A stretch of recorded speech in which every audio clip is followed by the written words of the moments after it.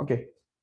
Just before going to the next chapter or next concept in this chapter, let us discuss about some doubts in the last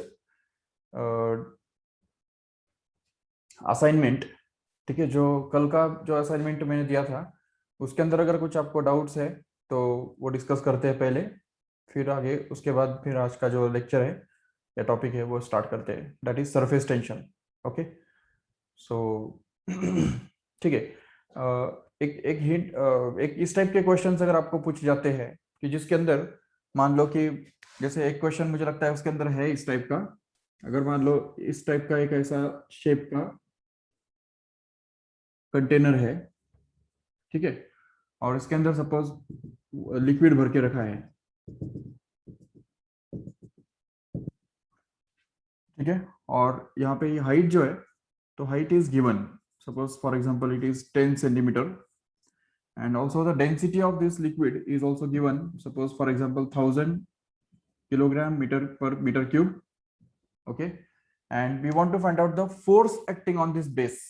Okay, तो हमको निकालना क्या है यहाँ पे, force acting on the base of this container. तो इस base पे कितना फोर्स एक्ट होगा, तो वो अगर हमको ढूंढना है तो कैसे ढूंढेंगे, निकालेंगे. उसके लिए सबसे पहले हमको रिक्वायर्ड होगा प्रेशर निकालना.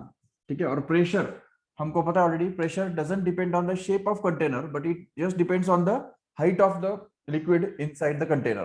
तो इससे हमको पहले प्रेशर मिल जाएगा जो कि actually P is equal to h rho g, ये फॉर्मूला से मिलेगा, जिसमें H के बदले हम डाल देंगे 10 सेंटीमीटर जो कि 0.1 है, और यहाँ पे रो के बदले डाल देंगे 1000 मतलब 10⁻³ और G का वैल्यू 10 जो कि यहाँ पे हमारे पास है. तो इससे हमको मिल जाएगा 10⁻³ न्यूटन पर metre square. This will actually be the pressure exerted. But at the same time, if the suppose the area is given here, अगर इस बेस का एरिया दिया है तो ऐसे केस में हम क्या करेंगे, तो total force acting on the base area will actually be equal to the product of the pressure into area. That's all. So whatever it may be the area here, we can just multiply it by this pressure and get the force as it is. आया समझ में ठीक से, या कुछ doubt है अभी भी? ओके, इस टाइप का एक क्वेश्चन है आपके इसमें असाइनमेंट के अंदर. तो just I think that you must might not be knowing how to solve it, so just I have given some hint about that. ठीक है, तो इस टाइप का ही है, वैल्यूज भले ये नहीं रहेंगे, ठीक है, वैल्यूज में भी डिफरेंट. ठीक है, ऐसा यहाँ पे 1000 के बदले कुछ और हो सकता है या 10 के बदले कुछ और हो सकता है. सो और एरिया जो है, एरिया भी कुछ और दिया हुआ हो सकता है जो भी, लेकिन कंसेप्ट जो है तो वो यही है कि हमको क्या करना है कि in order to find out the force acting on the base of a container, we have to find out the pressure at that point first, and then we have to multiply it by area. That's all. That is going to be the force. Okay. One more question we can just discuss about.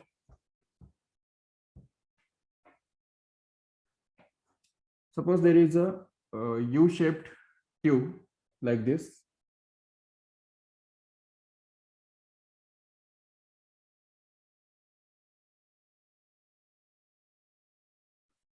ये एक U shape का tube यहाँ पे है जिसमें starting में पहले mercury डाला हुआ है. ठीक है, अभी देखो जब मर्क्यूरी डाल देंगे तो उस केस में क्या होगा कि दोनों लेवल सेम रहेंगे. ठीक है, जरूर. लेकिन अभी जैसे इसमें हमने क्या किया कि दोनों आर्म्स में दो अलग अलग लिक्विड्स हमने सपोज डाल दिए. सपोज ये थोड़ा डायग्राम हूँ,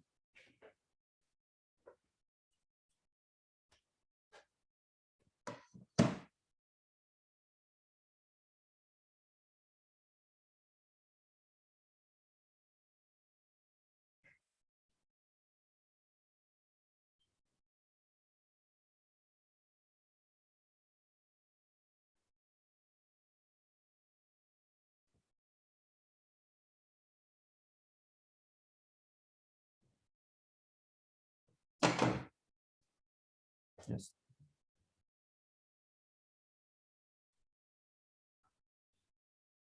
Suppose this is the U-shaped tube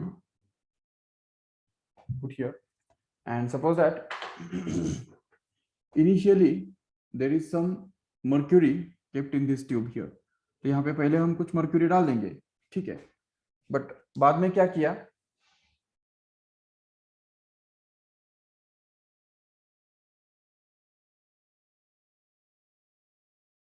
yes okay.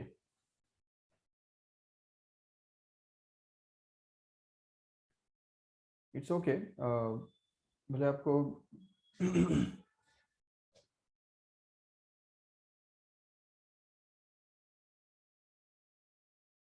ठीक है, तो मैं कंसेप्ट बता देता हूँ, देखो ठीक से कि क्या हमको यूज करना है। तो बेसिकली सपोज ये यहाँ पे स्टार्टिंग में हमने कुछ मर्क्यूरी डाल के रखा है ऑलरेडी, ठीक है, यहाँ पे मर्क्यूरी है, बट बाद में हमने क्या किया, एक तरफ वाटर डाला और दूसरी तरफ ग्लिसरीन डाला, ठीक है, या दूसरा कोई मटेरियल या दूसरा कोई भी जो है लिक्विड वो सपोज डाल दिया, ठीक है। तो अभी उससे होगा क्या, just wait, I will just share the question.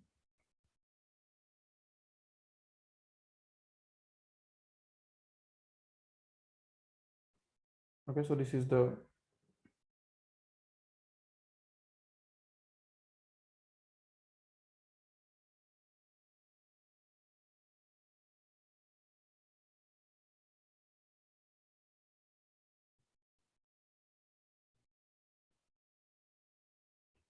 yes, I hope you can see this question number 4। okay, तो देखो ठीक से, ये फोर्थ वाला क्वेश्चन है आपका, पढ़ेंगे एक बार ठीक से।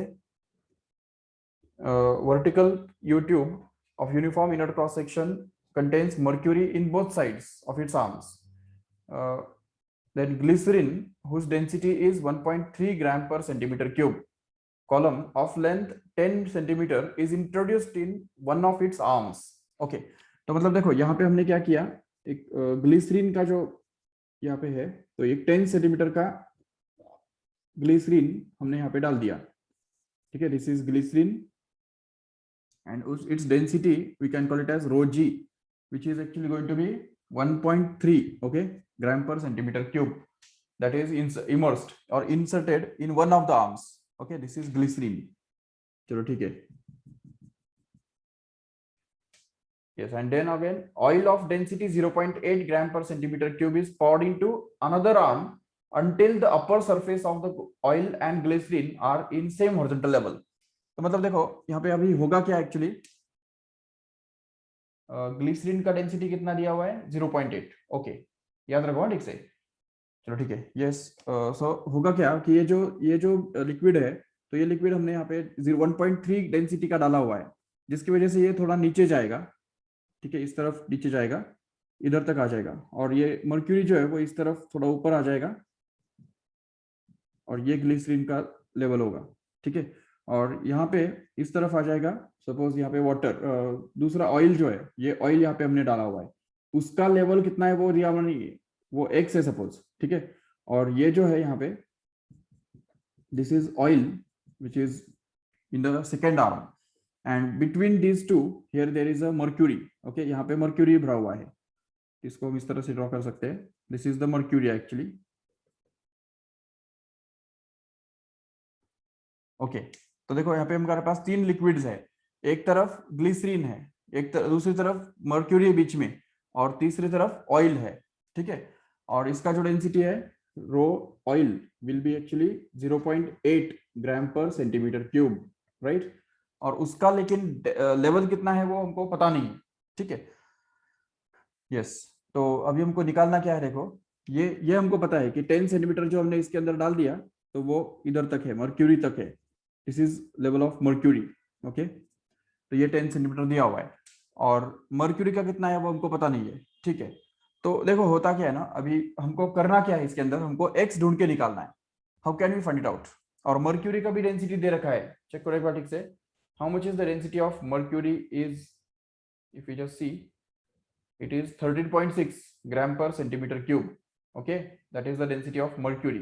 yes, तो अभी देखो 13.6 is the density of mercury, 13.6। okay, अभी लेकिन मर्क्यूरी का कॉलम जो है वो उसका लेंथ हमको पता ही नहीं है, तो इसके लिए हम क्या करेंगे, देखो ठीक से, विल ऑलरेडी हमारे पास हमने ऑलरेडी देखा था लास्ट टाइम कि liquid always tries to keep the same points, मतलब the points at the same level at same pressure, याद है सभी को। तो ये हमने देखा था कि कोई भी लिक्विड के अंदर अगर दो पॉइंट्स जो सेम लेवल पे होते हैं वो हमेशा सेम प्रेशर पे भी होते हैं, तो इसमें हम कौन से दो पॉइंट सिलेक्ट करेंगे जो हम जिनका प्रेशर हम इक्वेट कर सकते हैं। तो it will be better if we choose this 2 points, this and this one here, ठीक है। तो इसको हम बोल देंगे ए और इसको बोल देंगे बी। तो ए और बी का जो प्रेशर है वो इक्वल होना चाहिए, इतना हम गारंटी के साथ बोल सकते हैं। लेकिन देखो मतलब इसका मतलब ये हो गया कि pressure at A is actually going to be the pressure at B. Okay, but what is the pressure at A here? यहाँ पे तो एटमॉस्फेरिक प्रेशर है, वो तो सेम ही है दोनों की तरफ, नो डाउट। लेकिन ये जो पूरा है ये कितना रह गया? तो उसको हम बोल सकते हैं it will be rho G H, ये फॉर्मूला से दिया जाएगा, नो डाउट। लेकिन रो कितना है यहाँ पे? ये रो जी है, रो जी मतलब ग्लिसरीन का डेंसिटी, एच मतलब 10 सेंटीमीटर, और ये जो जी है वो तो हमको पता है ऑलरेडी। तो we can just have this P A to be simply given by rho G into G into H one, ठीक है, जो कि 1.3 है, सॉरी 10 सेंटीमीटर है, ठीक है। और that is going to be equal to, और एच जी बोल देंगे इसको। एच जी मतलब क्या है यहाँ पे? दिस इज एक्चुअली और एच जी मतलब ग्लिसरीन का कॉलम का हाइट, ठीक है। अभी आगे चल के देखेंगे तो बी का जो प्रेशर है वो यहाँ पे हमको ढूंढ के निकालना है, but the pressure of B is actually the sum of the two terms. The pressure at B is going to be the sum of the pressure due to this x centimeter of oil column plus this much is going to be actually, अभी हमको कितना है पता नहीं है, but we can just know that this total is going to be 10, right? तो अगर ये टोटल 10 है तो इतना x होने से ये कितना बचेगा? तो जरूर वो 10 माइनस एक्स रहेगा, बोल सकते हैं ऐसा। तो 10 माइनस एक्स इतने कॉलम का मर्क्यूरी का प्रेशर प्लस एक्स इतने सेंटीमीटर कॉलम का ऑयल का प्रेशर, इन दोनों का मिला के बी का प्रेशर रहेगा। इतना तो हम समझ सकते हैं आराम से। तो इसलिए हम यहाँ पे इक्वेशन कंस्ट्रक्ट कर सकते हैं, that is pressure at B is going to be the pressure due to this X centimetre column height of high column of oil which is going to be actually rho O into G into X, okay. X मतलब X centimetre लंबा है इसलिए X उसका height हमने डाल दिया। और यहाँ पे इस मर्क्यूरी कॉलम का प्रेशर कितना होगा? सेम फॉर्मूला यूज करना है फिर से, that is rho G H, जिसमें रो जो है वो आएगा इस मर्क्यूरी का density, and that is multiplied by G as it is, and that is multiplied by the height of that mercury column, which is 10 minus x. So this is 10 minus x as it is, and hence if we just divide throughout by G, तो हर एक term को अगर हमने G से divide कर दिया तो उसमें से क्या होगा? देखो G will just get cancelled, यहाँ पे और यहाँ पे कैंसिल हो जाएगा। बाकी यहाँ पे बचेगा रो G into Hg, which is actually going to be equal to rho O into x plus here it is rho into 10 minus x, so that it becomes rho g into g hg, कितना है वो? 1.3 into 10, okay, and all the units are CGS, don't worry about that, okay, and that is equal to rho O, how much it is? 0.8, we can just see here, this is 0.8 into x plus rho is 13.6, and that is multiplied with 10 minus x as it is. So if we just solve this, then we can get this 13 is equal to 0.8x plus, if we just open the bracket, we get 136 minus 13.6 into x. So if we just bring this 13 in that side and both of these terms in this side, then it becomes 13.6x minus 0.8x is equal to 136 minus 13, okay, and hence we can just get this as 13 में से 0.8 गया तो कितना आता है, मतलब sorry 13.6 में से 0.8 अगर गया तो बचेगा 12.8, नहीं हाँ 12.8, करेक्ट है ना? Yes, so it will B 12.8 into x, which is actually going to be 136 minus 13 कितना बनता है? ये 3, यहाँ पे आएगा 2 और 1 as it is, so it will be 123. yes, हाँ Sir, it's 12.2. 12.2 होगा क्या? हाँ राइट राइट राइट राइट, अच्छा ये 13.6 है ना पर? No, sir, it's 12.8. करेक्ट है ना? Yes, sir. तो और यहाँ पे फिर 12.8 से अगर डिवाइड करेंगे इसको तो x मिल जाएगा 123 upon 12.8, which is actually going to be almost 9 point something, ठीक है। You see the options,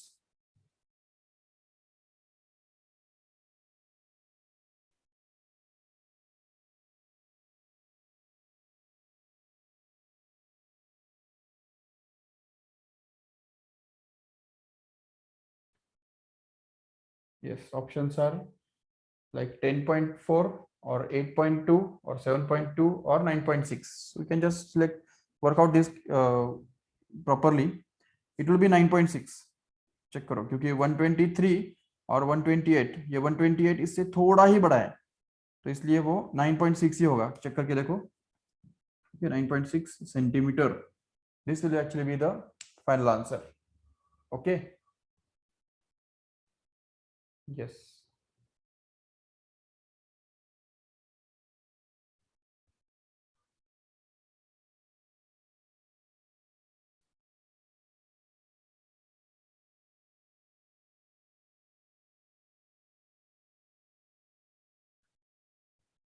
okay, तो देखो ठीक से ये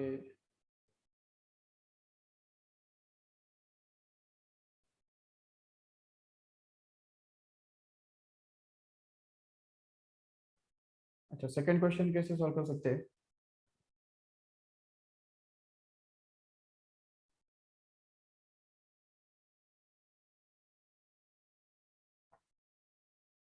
जस्ट रीड इट वंस. हाँ देखो, सेकंड क्वेश्चन क्या है, देखो ठीक से.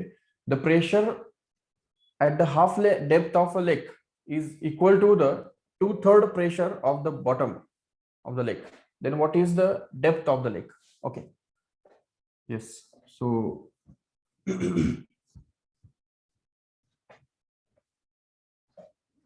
consider a lake. This is suppose the lake. Okay. And this the height of the depth of the lake is h suppose. ठीक है, h इतना depth है. तो वो क्या बात कर रहे हैं कि at the half of the depth, मतलब यहाँ पे, ठीक है, इधर का जो प्रेशर है उसको हम बोलेंगे P1. Okay, P1. और इधर का जो प्रेशर है उसको हम बोल देंगे P2. चलेगा. This is the pressure at the depth और बॉटम, वी कैन से. ये बॉटम का प्रेशर है और ये जो है वो हाफ डेप्थ का प्रेशर है. ठीक है. और उन्होंने जो दिया हुआ है वो स्टेटमेंट अगर हम मैथमेटिकली लिखेंगे तो उसका मतलब क्या बनेगा, देखो पढ़ के एक बार ठीक से. The pressure at the half of the depth of the lake, मतलब P1, right. P1 is actually going to be 2/3 of the pressure at the bottom of the lake. मतलब this P1 is going to be 2/3 of the pressure at bottom of the lake, मतलब P2. ये equation समझ में आया ठीक से सबको? अगर ये इक्वेशन समझा है तो इसके बाद का स्टेप बहुत सिंपल है, क्योंकि देखो P1 जो है, how much is this P1 is going to be, क्योंकि यहाँ पे जो डेप्थ है वो h/2 रहने वाला है. करेक्ट है, h/2. तो P1 के लिए हमारे पास फॉर्मूला क्या है? क्योंकि यहाँ पे जो प्रेशर है वो P0 होता है, तो एब्सोल्यूट मतलब एटमॉस्फेरिक प्रेशर जो है वो सरफेस पे कॉमन होता है, सेम ही होता है. तो इसलिए यहाँ पे P1 के बदले क्या आएगा? P1 के लिए आएगा P0 plus h rho g, है कि नहीं? स्क्रीन शेयरिंग बंद करो क्या? यस. देखो ठीक से अभी यहाँ पे ये P1 जो है वो P1 रहने वाला है P0 plus h rho g, लेकिन h के बदले क्या रखना है हमको? ये h/2 लेना है. तो यहाँ पे आ जाएगा h/2 into rho into g. Correct है. दिस इज और P1. बट और what is P2 here? So P2, if you just think it about, then it will be actually same, that is P0 plus, अभी इसके लिए हमको full h लेना पड़ेगा, पूरा जो हाइट है वो कंसिडर करना पड़ेगा. तो इसलिए यहाँ पे P2 will be P0 plus h rho g. And if we just put these values of P1 and P2 here, okay, in this formula, then we can just be able to get this P1, that is P0 plus h/2 rho g is going to be equal to 2/3 times of, here it is P2, which is P0 plus h rho g actually.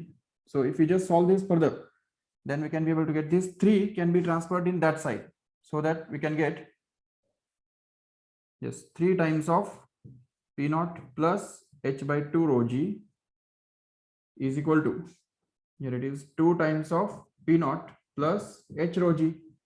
And if even open this bracket also, then we can just be able to get this 3 times of P0 plus, here it is going to be 3/2 times of h rho g. Okay, so this is 3/2 times of h rho g, that is equal to, यहाँ पे फिर आ जाएगा 2 times of P0, right? So this is 2 times of P0.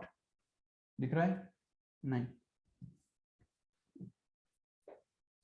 So here it will be So 3 times of P naught plus 3 by 2 times of H rho G, which is going to be equal to, this is 2 times of P naught plus 2 times of H rho G. Okay. So this is 2 times of H rho G. Okay. And then we can just take this 2 P naught in this side and transfer this 3 by 2 P H rho G in that side.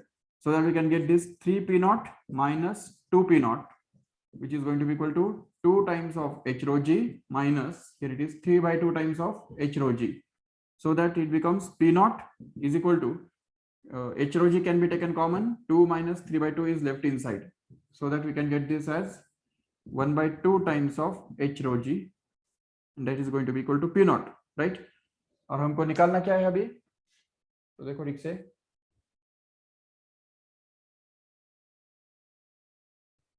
yes, depth of the lake. What is the depth of the lake? मतलब हमको उस lake का depth निकालना है. तो कौन सी बड़ी बात है, h को निकाल सकते हैं आराम से, क्योंकि ये सब उस तरफ चला जाएगा. तो यहाँ पे आ जाएगा h is equal to 2 times of P naught upon rho into G. That's it. So just put all the values. We already know all these things. Because P naught मतलब क्या है, एटमॉस्फेरिक प्रेशर, जो हमको पता है already 1.013 into 10 raised to 5, and rho is density of water, क्योंकि lake जो है वाटर का ही बनता है कि नहीं. तो डेंसिटी का, वाटर का डेंसिटी जो है वो तो हमको पता है already 10 raised to 3 kilogram metre per metre cube होता है, और g का वैल्यू भी 10 लिया जा सकता है approximately, so that we can get the depth of lake approximately.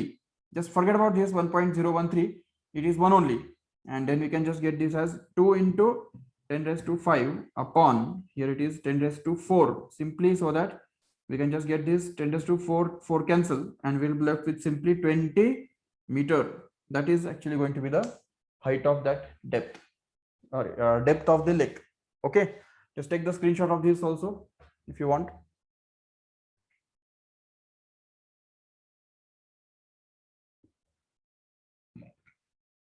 Okay,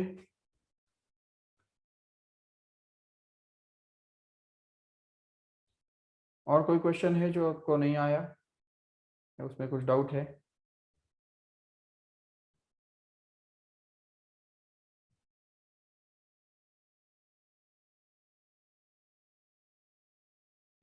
okay, question number 6 जो है वो भी थोड़ा ट्रिकी है. You can do it. See what does it tells us is a barometer reads 76 centimetre of mercury. ठीक है, तो barometer के अंदर हम मर्क्यूरी डालते हैं, तो वो हमको पता है ऑलरेडी कि 76 सेंटीमीटर तक ऊपर चढ़ता है. ठीक है, so this is the barometer and it reads up to 76 centimeter of mercury. Okay, that is given here. This is mercury here, and it reads up to 76 centimeter of mercury. Okay, अभी आगे पढ़ो. तो if tube is gradually inclined at an angle of 60 degree with vertical, then what is the length of mercury column? Okay, so we have to find out the length of mercury column if this barometer tube is just inclined at 60 degree with vertical. मतलब ये हमने इस barometer tube को इस तरह से incline किया. Okay, तो जैसे हम इसको इस तरह से इंक्लाइन करते हैं तो क्या होगा कि प्रेशर जो है वो प्रेशर इस लेवल पे प्रेशर सेम ही होना चाहिए. तो यहाँ पे जो प्रेशर है वो 0 होगा. ठीक है, तो ये एक्चुअली आफ्टर ऑल प्रेशर जो है वो आखिर किसके ऊपर डिपेंड करता है, हाइट पे डिपेंड करता है ना. तो height will remain the same, that is 76 centimetre. This height will not change, that will remain the same, but due to that this length of mercury column will just get increased. तो ये जो length है mercury column का, उसको अगर हमने L मान लिया तो वो कैसे निकाल सकेंगे? देखो, ऑपोजिट साइड पता है ऑलरेडी, ये लेंथ पता है, और ये एंगल भी हमको पता है 60 डिग्री विथ वर्टिकल, राइट. तो अगर ये 60 है तो जरूर ये 30 होगा, ठीक है नहीं. और अगर ये 30 है तो फिर ये ट्रिगोनोमेट्री यूज करके हम आराम से ये L निकाल सकते हैं आराम से, क्योंकि हमको पता है कि साइन थीटा इक्वल टू क्या होता है, अपोजिट अपॉन हाइपोटेनियस होता है कि नहीं. तो ये अगर यूज करेंगे तो यहाँ पे थीटा 30 है, तो हमको मिलेगा sine 30 is equal to opposite which is 76 upon hypotenuse which is given to be L here. So that we can just replace all the values. 1/2 is equal to 76 upon L, which on cross multiplication gives L is equal to 2 times of 76, which is actually going to be 75 का double 150, तो 152 centimetre. Okay, So the length of the pipe, length of this mercury column inside the barometer will actually be 152 centimeter. Okay, obviously it should be its length or the mercury barometer का जो test tube का जो length है वो actually 152 centimetre से ज्यादा होना चाहिए, तभी जाके वो मर्क्यूरी उस तरफ वहां तक जा पाएगा. ठीक है, so this is all about the answer of this question number 7 here, that is A is going to be actually the correct option. Okay, और बाकी 7th वाला क्वेश्चन भी कर सकते हैं आराम से. 7th वाला क्वेश्चन तो इजी है वैसे. देखो करेक्ट ऑब्जर्वेशन क्या होना चाहिए, जबकि यहाँ पे हमको क्लियरली लिख रहा है कि दोनों तरफ दोनों पॉट्स के अंदर लेवल सेम है ना, हाइट सेम है. तो अगर हाइट सेम है तो प्रेशर भी सेम होना चाहिए बॉटम पे, इसलिए हमको डी ऑप्शन यहाँ पे सिलेक्ट करना पड़ेगा. So the pressure on the both of this arms will be the same only, no doubt. Okay, हाँ बोलो. But while studying the hydrostatic paradox, we compared to the pots which were containing same base. Here the bases are different. Yeah, base is different, but still if we are finding the pressure, then we are actually dividing it by area ना.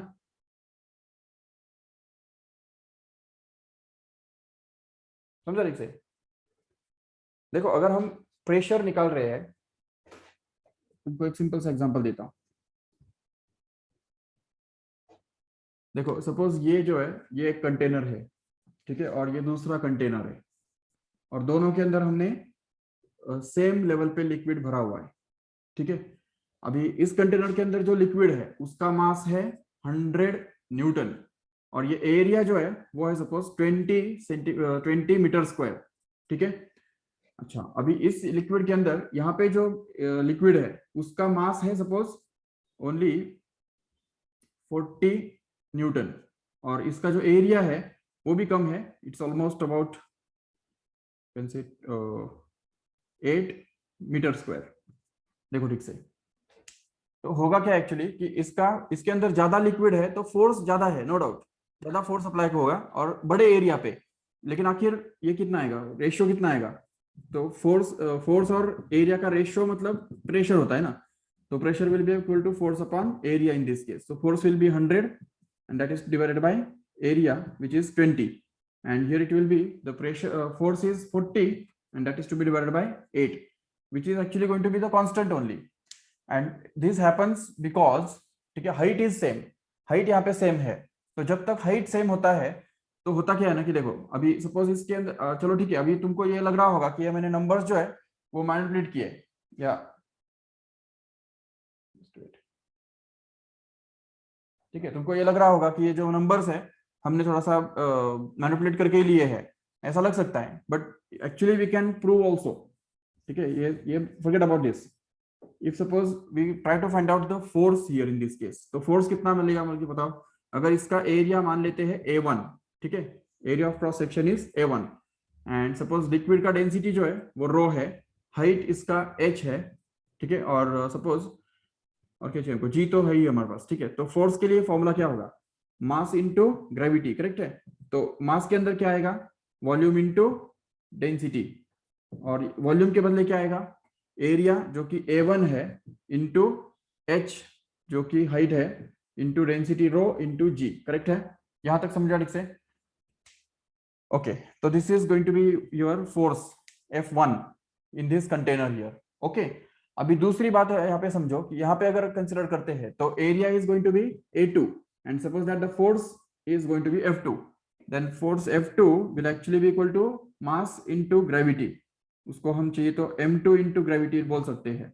ठीक है, तो यहाँ पे mass will be actually equal to mass in this container will actually be equal to volume of that container V2 into density into gravity as it is. But volume of this container is going to be area of base into height, which is the same again. Correct है, height तो same है, तो इसलिए area भले अलग है तो भी यहाँ पे A2 into H into rho into G आएगा. करेक्ट है, जिसके कारण अगर हम देखेंगे ठीक से तो force depends on area directly. Here also we can just say that the force depends on area directly, but the ratio is going to be the constant, right? अच्छा विवेक, Yes, sir. हाँ कौन सा एक्सप्लेन करना है आपको. ये वाला या उसके पहले वाला?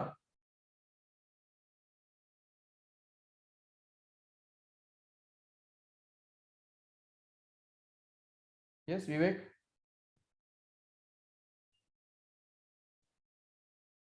ओके ओके ओके, ठीक है, चलो ठीक है. So this basically the force directly depends on area and that's why the ratio of force to area remains constant so far as height remains constant. ठीक है, that's why we say that the pressure doesn't depend on the shape of container or even it doesn't depend on the area, base area of the container. It only and only depends on the height of the liquid column inside that container. Area कितना भी हो कोई फर्क नहीं पड़ता. नहीं तो समंदर का एरिया कितना बड़ा है कि नहीं, लेकिन समंदर के अंदर भी हम 1 मीटर नीचे जाएंगे तो हमको उतना ही प्रेशर मिलेगा जितना किसी कुएं के अंदर जाते हैं. ठीक है, तो मतलब पानी के अंदर 1 मीटर नीचे जाने से हमको उतना ही प्रेशर मिलेगा, चाहे फिर वो समंदर हो या कुआं हो या नदी हो या तालाब हो, कोई भी हो, कोई फर्क नहीं पड़ता. ठीक है,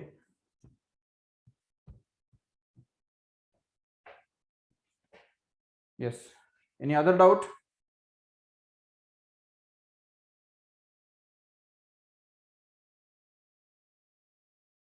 चलो ठीक है, सो ट्राई करो ये क्वेश्चंस और सबमिट करो असाइनमेंट के अंदर. Yes, so let us start with the next topic in this chapter, that is about surface tension. अभी ऑलमोस्ट 1-2 मिनट ही रह गए, तो ज्यादा तो सिर्फ इंट्रोडक्शन हो पाएगा. चलो ठीक है, एटलीस्ट इंट्रोडक्शन तो कर देंगे. ठीक है, so what is surface tension is, see here, कोई भी जो लिक्विड होता है तो लिक्विड का सरफेस जो है, तो सरफेस इस तरह से बिहेव करता है जैसे कि वो उसके अंदर कुछ टेंशन है. हमेशा वो स्ट्रेट रहने के लिए ट्राई करता है.